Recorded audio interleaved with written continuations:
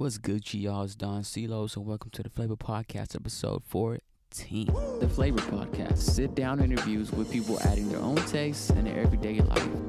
You know.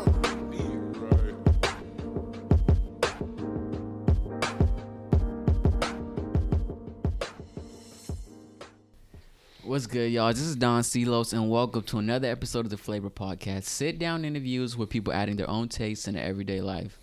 Now, in today's episode, we're sitting here with the man, the myth, the legend, Diego, a.k.a. Undisputed Photo. Mm-hmm. That's me. I'm that guy That guy. with the camera. Cam. So, for the people that don't know, let them know who you are and what you do and where you're from. For sure. So I'm Diego. My IG handle is Undisputed Photo, and I'm a photographer based out of the San Francisco Bay Area and Northern Central Valley. Yeah. So I take a lot of pictures. I do a little bit of video, but photos is like my little warm spot. I can just chill there and take pictures all day long. So right off the back, how'd you decide on the name Undisputed Photos? Okay, so it's crazy. So I remember I was working at Starbucks and Shout out Starbs. But not Target. I worked at the Target Starbucks, so those are the worst. If you cannot work at those, do not work at those. I'm gonna go back to that. No, you don't want to back. No, it's good. It's good. So one of my boys was like, "Hey man, you're taking a lot of pictures. It's cool. What do you just call yourself? Or what do people ask? Like, what are you?" And I was like, "Oh, I'm Diego." And he's like, "Oh, that's it?" And then I was like, man. So I kind of sat down for a couple of days, like a little notepad, and I was thinking of all these different names. I think like one of them was like lenses between lenses, because I got glasses on and stuff like that. But that was way too long and like looked ridiculous as a hashtag. So I was like, nope, can't do that one. Another one was photographer.cr2, and it was weird. I don't know. It was so many, but it was at the time when I was copping like some Undefeated gear, and I was like, man, these fools really just said Undefeated, and then they rocked with it, and I was like, I don't know. And then I ain't gonna lie, that's what inspired the Undisputed, and I was like, all right, they undefeated, I'm undisputed, we Undisputed Photo, and then I locked it in, and then I never looked back. So yeah, it's been cool. It's been good. Yeah. Damn. I mean, I'd say that's a great ass name, in my opinion. I appreciate it. Thank you. Yeah. No. It took me a little bit to grow on me, just because I try to be humble, and I felt like originally when I picked it, it doesn't sound humble. It sounds a little braggadocious, but man, it's cool. I want to hype myself up. Gas me up. All gas, no brakes. Yeah. So working in Starbucks, what's one of the worst experience you've had? So there was a lady that would come in, and she would get a Frappuccino, and I ain't gonna lie, like if you order Frappuccinos from Starbucks, with like 80% of people do, the baristas hate you. But it's okay though. Like we won't make them anyways. Like Why? It's just so tedious, bro. Wait, the Frappuccinos are the frozen ones, right? It's the frozen blended one. It's like a milkshake almost. Yeah, those are hella good. Right? They are. I ain't gonna lie. I ordered one too, but but I know I apologize to every barista. I'm like, hey, I'm sorry, but I need a venti frap, and then I go down. But so a lady would come in, and she would get a Frappuccino, and she'd be like, I need extra ice, I need extra this, extra that, blah blah. Basically, she would make ice cream. And it was kind of smart, except it wasn't, because there'd be a line of people, and I'd be stuck at the blender making ice cream. And so she would be like, let me taste it before you pour it in the cup. And I had to give her like a little spoonful. She's like, not thick enough. Do it again. Did it again. Not creamy enough. Do it again. Eventually, bro, I looked at her and I was like, ma'am, I'm not going to do it anymore. You can go buy a blender. We're in Target. And then you can go ahead and I'll give you the heavy whipping cream. She called my manager over, and I was like, oh, can I speak to your manager? Yeah. I was like, yep, it's the big lady all the way over there, bro. Go get her. Oh, bro, you should have just turned around. Y'all go get him right now. Yeah. Turn around. How am I helping you? I'm the manager. Oh, man, yeah. But actually, it's crazy. I still see her to this day, because I work next door to a Starbucks now. And whenever I'm in there, she actually goes to that one now. What? And I'm like, yo, do y'all still make her ice cream? And they're just like, you mean with all the ice and all the heavy whipping cream and all? I was like, yep. Like, yeah, she still orders it that way. God, like, yeah, damn, bro, that's crazy. Yeah.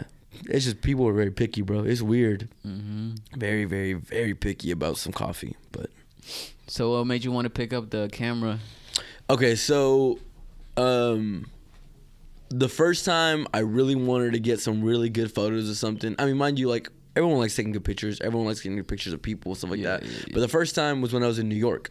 I went to New York summer 2012, 2013, summer 2013. And it was cool. We went, and it was so different because I love the Bay. Yeah. And the Bay is very, very diverse. But New York is very multicultural.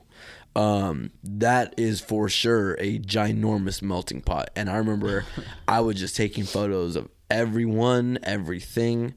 And it was kind of that trip that I was like, man, like, I want to document more of this, and more so, for myself, just because, it's cool, more than just like taking candids and stuff. But I remember and I only had a cell phone, but I was laying down on the streets of New York getting some angles, and bro, it was cool. That was an interesting time. So that's crazy. Yeah, but that really kind of jumps from there. I started to look into it more, take it more serious, things like that. So can you imagine what would have happened if you didn't make that trip to New York?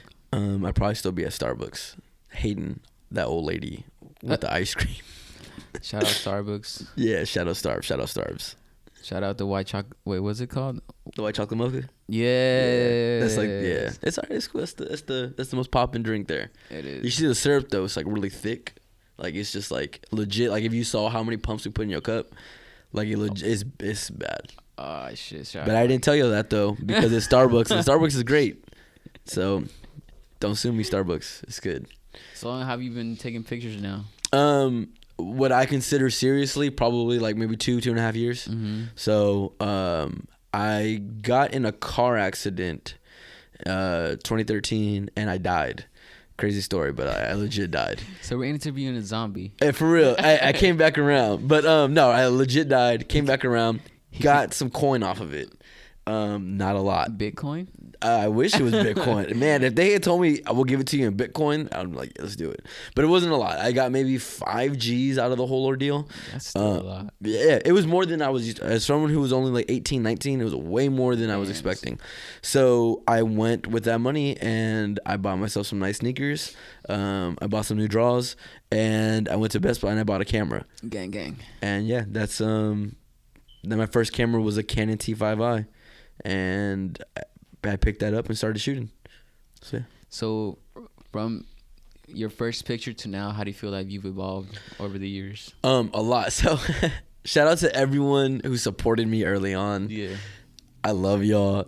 I owe y'all some discounted shoots for sure. Maybe some free ones because you were taxing them. Or what? I wasn't taxing. To this day, I am still the most budget friendly, value friendly, greatest like photographer in the Valley. Like, trust me, like, I work around people. If you can't afford what I'm throwing at you, we'll make it work, bro. I co-sign that. Yeah, exactly. But I was using the VSCO app on my phone to edit photos back then.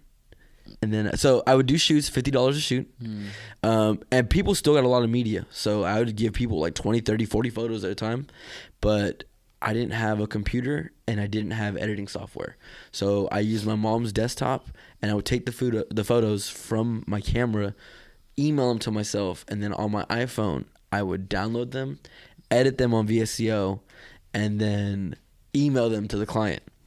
And I did that for maybe my first 10 shoots. At least my first 10 paid shoots, which is a long span of time because they didn't happen that frequently back then. Yeah. But yeah, it wasn't until like shout out my grandparents, helped me out, stack up some coin, and got a MacBook. Shout out them, bro. Miami, it's the real ones. I love them out there. But yeah, a lot's changed. I'm always learning. The one term I don't like using is professional photographer. Yeah. People will ask me like, "Hey, are you a professional photographer?" Blah blah blah. And I don't really like throwing that word professional around because I feel like I'm consistently learning, whether it's a new artistic feature or a new technique, whether it's playing with different light. There's so much to learn. Like, I mean, to this day, I'll sit up in my room and I'll watch 4 or 5 different people create these different photos, whether it be in Lightroom, whether it be with different tools, props, things like that. So although I do feel like I take great photos, there's never not room for improvement. You can always be better. You can always, transform and beat who you used to be.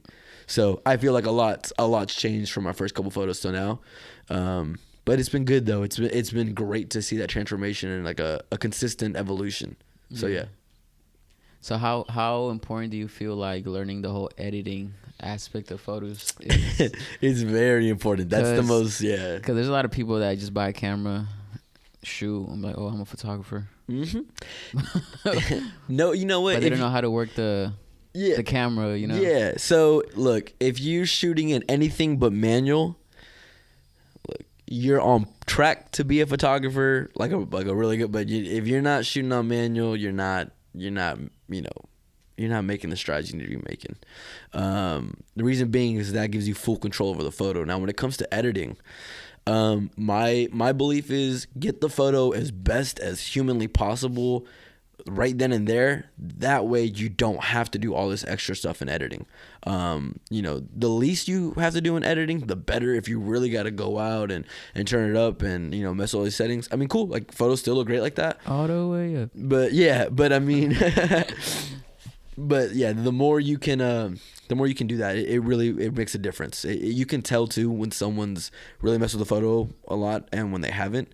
And sometimes, things get overly blown out, things get overly saturated, things get undersaturated, a lot of noise, stuff like that. So it's best to get the photo as best as you possibly can at that moment and then let the editing save you later. So, yeah. So what advice would you give to a young photographer that starting out in the game? Don't stop shooting.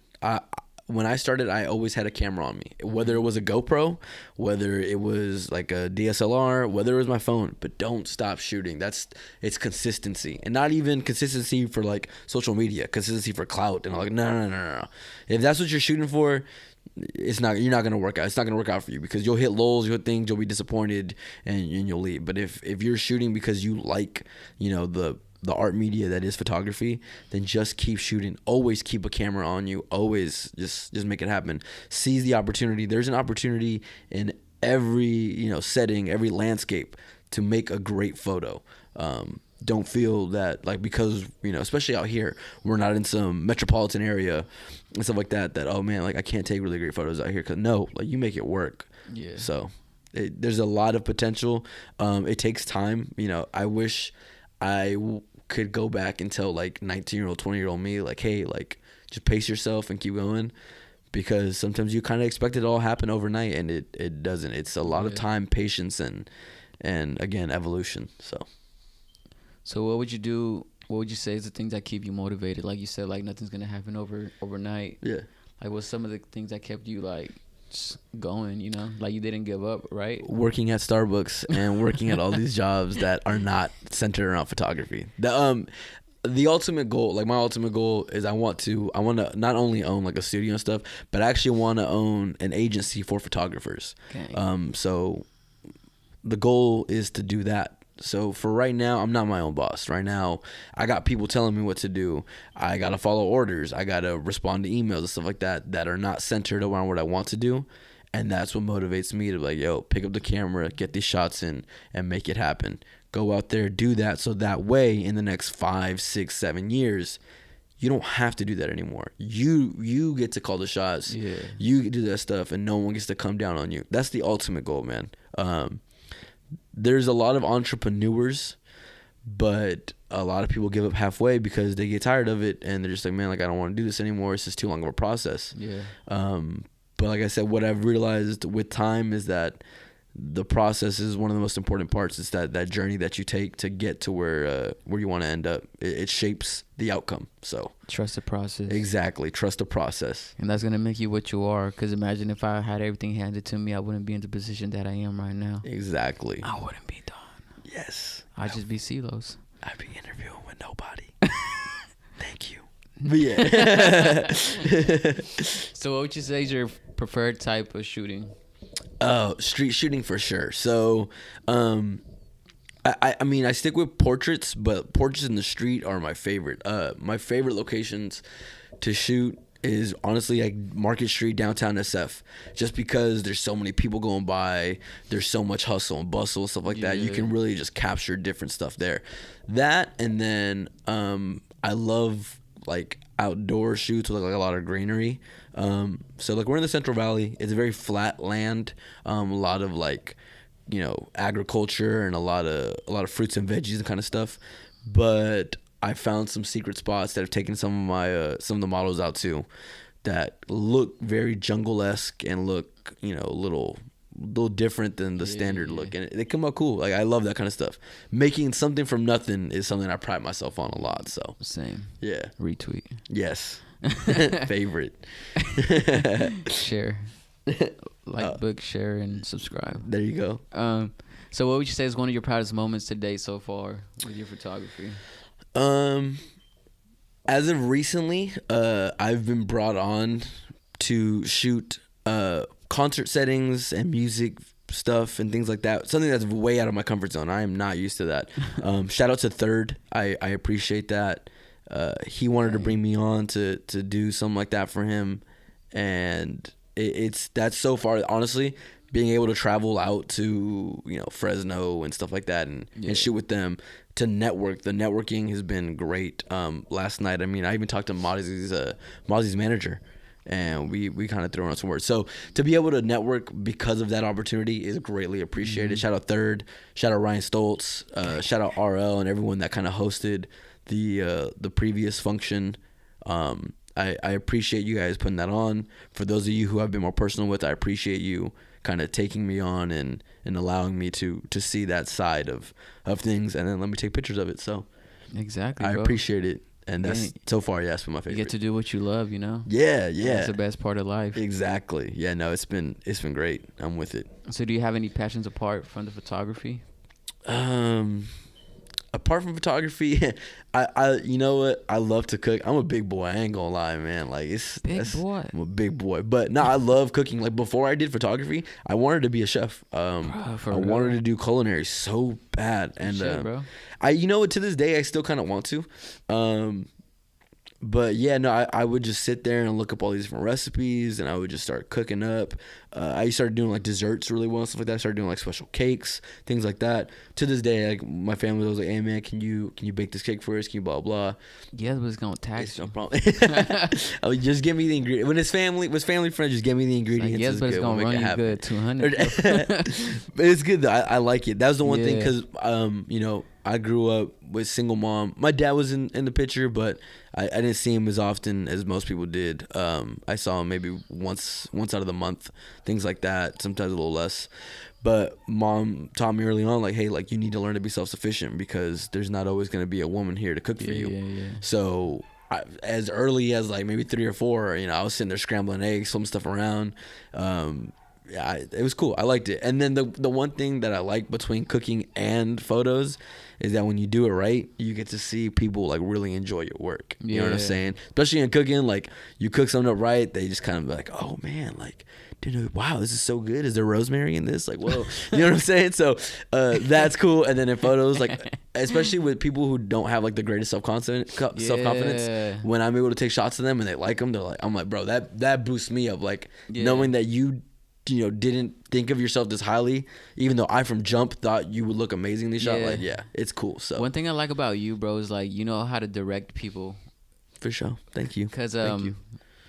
Because I've done photo shoots with you and other photographers in the past, and like, there's some photographers that just click and shoot. They don't tell you exactly what to do. Yeah. But the thing about you is like, you help direct like posing and stuff like that. Yeah. Which is also helpful, because most of the times when people go in front of a camera, they don't know what to do. Mm-hmm. Most of the time it's their first time, but if they have somebody like you to guide them, like, all right, do this, now do that. Yeah.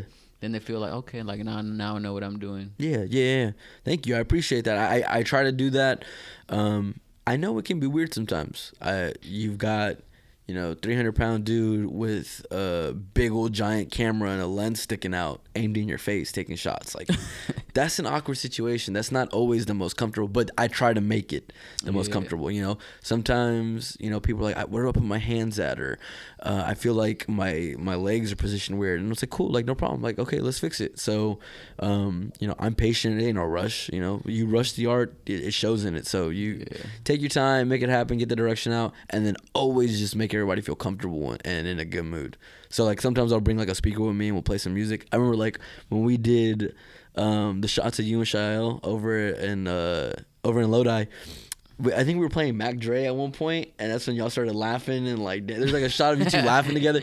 Y'all look so heartwarmingly genuine. Yeah, exactly. It's like genuine, right? Yeah, that's what you want, man. You It's not want like it to a be force. genuine. You don't want it to be forced, because it's so. I'm not trying to be Life Touch over here. You know, I'm not trying to be JCPenney photos over here. Like, it's Undisputed, man. Like, come on. So no, yeah, that's yeah, no, yeah, yeah. No, it's good. Yeah. So what would you say is your favorite thing to cook? Ooh, okay. What's your go-to? Steak, bro. What's your temperature? Okay, well, it depends. So if we doing like a ribeye, I don't know. When it's a ribeye, I just throw it on the charcoal. I make sure the charcoals are spread out. I wrap it in that foil, and then I'm kind of peeking on it. I'm so not professional about when I cook, and I'm one of those people that like taste when they cook, as we can see. Like, I really do just kind of like cut into it, and then like I got a little bite every once in a while, just like, oh yeah, it's good, okay, it's good. But if it's asada, dude, cook that stuff on high, flip that boy around. I like a little char on my meat, like just a little bit, just so it adds texture to it, because if not, then we're popping. If not, then it's still good, but you want texture, you want something else. So Yeah. that's that. What I really enjoy. So you like it well done? No. Asada, yes. Asada, for the most part, yes. Steak, no. And that's why some people do not eat steak with me, because it's bloody. You like rare? I'll go medium. I'll go sometimes if I'm really in the mood to get like a succulent steak, I'll go rare. But medium's usually it right there. I go medium rare. Yeah, there you go. See, that's good though. When you cook it well done, along with it almost ruining the meat and making it tough, you actually lose a lot of the flavor. It dries out the inner part of the steak, and you lose a lot of flavor there. Exactly. So, when you cook it, medium rare, medium well, things like that. I mean, even medium well is pushing it.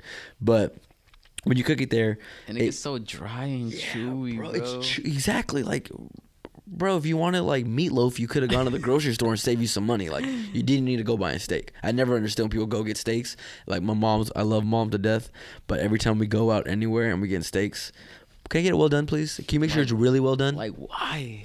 Mom, what are you doing? You gotta introduce yourself to that. I mean, because the thing too, like, a lot of people aren't used to eating food like that. Mm-hmm. Like, a lot of people try to stay away from sushi. Like, what the fuck? That's raw. Like fish. That shit good as fuck. It's delicious, bro. It's delicious. It's yeah. That's the norm is if it's not well cooked, it's bad for you. Exactly. And that's understandable for the most part. That applies to a lot of things. But I mean, man, get out your comfort zone. Experiment. Learn new things. The only way that you're gonna grow is if you do something that makes you uncomfortable. And then worst case, you get children for a little bit. And hey, man. It's gonna be gone in a day or two. A day or two, bro. And you learn from experience. Buy some wet wipes. It's good. So where do you see yourself in 5 years from now? 5 years, relocated to the Bay Area, whether that be East Bay or SF Bay is to be decided. I've been looking at venues for right now, though. Actually, by the end of the year, I want to have a studio out there. But 5 years East, relocated out that way. And then I actually want to already have some photographers under me. I want that Undisputed movement to kind of follow suit already, and I want to have. What are you gonna call them? The Undisputers? The Undisputed. That's a good one. That's good. That's the Undisputed shooters, bro. Like, yeah, there you go. No, you know, like a lot of them. I don't want to. I want Undisputed to be the umbrella, but I want them to still be their own people, with their own personalities, their own stuff. You gotta have like a name for the whole clique, you know. We just Undisputed, bro. That's just it. We just walk out. We're gonna have jackets with little patches right here that say Undisputed. Made by me. Mm-hmm. Shout out Don Celos. We just contracted him right now, bro. The contract ain't even signed yet, but it's done. Verbal agreement. Yeah. It's documented. But no, that's to do that. Yeah, I want to have a couple people under me, maybe like 2 or 3. Mm-hmm. Yeah, that'd be perfect. And then I want to be like a well-thriving enough business and businessman that people call me and say, hey, like, you know, we got a quince going on, or we got a wedding going on. We need, you know, a photographer, 2 photographers. Yeah, I got these 2 guys. They should be open those days. Here's the price. Run it. You know what I'm saying? Shit, bitch. And then, yeah, that's the plan, man. That's the plan. I want to have us all kind of like photographers for hire under this umbrella, though, to be like, yo, those guys are Undisputed. Oh yeah, like they Undisputed. And if you weren't a photographer, you want to be a chef, where would you want to work? Oh, Vegas. For sure, hands The down. buffets or what? No. So there's some restaurants that, man. So I used to live in Vegas. Oh, I lived shit. like all over the states. It's crazy. Like from Miami, Vegas, Damn, down wow, south, just moving around, bro, all over the place. It's cool though. I like so you it. cultured. I'm cultured, and I shout out the circumstances that brought me there. Not always the greatest, but I made them work, and it's shaped a lot. But yeah, no, Vegas for sure. The nightlife there's popping, but those fine dining restaurants like some in Caesar's Palace and stuff like that, some in Bellagio, those chefs really get down and they just be taxing. It is tax season over there, and it's okay because I paid $140 for like a ribeye, some mashed potatoes, and some macaroni not too long ago in Vegas. It was very well worth it. It was delicious. It was great. What I've learned about high end restaurants is like high end clothes. Like you're paying for the quality. Yes, you're paying for the quality. Like when you go to like to the mall, you buy a $9 T-shirt, you're paying for $9 worth $9 fabrics. But if you go to a high end store, that's why they're so high priced because you get like the finest fabrics. Yeah, like the finest. The textiles and stuff. Yeah, It's really exactly. just yeah. And that's basically what they're doing, but just with food. Like like everything's like farm raised, organic, like the best materials, like flying things from like Italy, France, and shit like that. And that's why the prices go up just because of the whole attention to detail. Yeah, absolutely. Yeah, no, I completely agree. Yeah, no, that's for sure true. That you pay for that difference, you know? Yeah. The difference between getting a steak at a fine dining establishment and getting a steak at Outback Steakhouse is where they got the meat, how the meat was treated, seasoned, what kind of cut it is, stuff like that. And I'm telling you, man, it makes a difference. Yeah. You'll appreciate it later. Treat yourself. Always. So if you could go back in time and tell yourself one word of advice, what would it be? Focus on you. Do you. Don't be caught up on what anyone else is thinking about you. Definitely be conscious of, who you are. Mm-hmm. So don't be an a-hole. But do you, man. It's okay to be selfish. That's what I wish I would have told myself that more when I was younger. I was such a person who wanted to please everyone. It's okay to be selfish. Yes. It's okay to do what you want to do and get what you want. Like, preach. Chase it. Because ain't no one else going to do it for you. At the end of the day, no one else is going to put money in your pockets. No one else is going to put food in your mouth. Nobody. It's you. It's just you out there. So I wish I could have told myself that because I feel like I would have chased the dream a lot sooner. Probably would in a different position, but it's okay. Start now. Hindsight's always 20/20. So get the fuck off YouTube, get off fucking SoundCloud, stop listening to this shit, get off your ass and start doing it. Record that tape, okay? Go take that photo, go record that video, start drawing that painting, start cooking that meal in the kitchen. Do whatever it is you gotta do. Start making those clothes. Start making those clothes. Get the sewing machine out. Start stitching that stuff together. Yeah. If you don't know how, come to me and I'll teach you. Exactly. We out here educating. Yes. So, what's 3 key takeaways you want people to take from this? First off, don't ever feel like you're too good for it. There's always room for improvement. Don't ever feel too good for yourself. Don't ever feel like, I mastered something. Nah, always room for improvement. If you can't find room for improvement, there's a problem. Yeah. There's always chances to improve. Be the best version of yourself you can possibly, and then beat that person up and keep going. Sleep that much. So, one, he quit him, bro, if you can. 2, again, it's okay to be selfish. Take care of yourself. That way, you could take care of the people around you. It's more than just being a yes man and saying yes to this, yes to that, yes to this, yes to that. Nah, sometimes you need to say no and do that. Yeah. And lastly, be patient. Patience is key. Exactly. It's hard to do, especially when you want results now, but man, it's rewarding, Patience definitely makes a difference, and if it's a virtue that you haven't already learned or got good at, you got to look at success as a marathon, not a race. Exactly. You just keep going. You go to the next checkpoint. Yeah. It's not no 100-meter dash. Exactly. If that's how you measure, your success, stuff like that, bro, you got like the tiniest awards on the shelf. You got to go out there and get the big ones, get the medals. You got to have that endurance. Exactly, stamina. And I used to run. I don't run no more. I hate the elliptical though, but there's a lot of stamina involved on that. Shout out my bad knees. But yeah, yeah, no, for sure. So patience. It's okay to be selfish, and always room for improvement. Gang. Yeah, it's cool. Well, that's it, guys. Thanks for watching this episode of the Flavor Podcast. Remember, life is all about flavor. Remember to have your own taste in everyday life.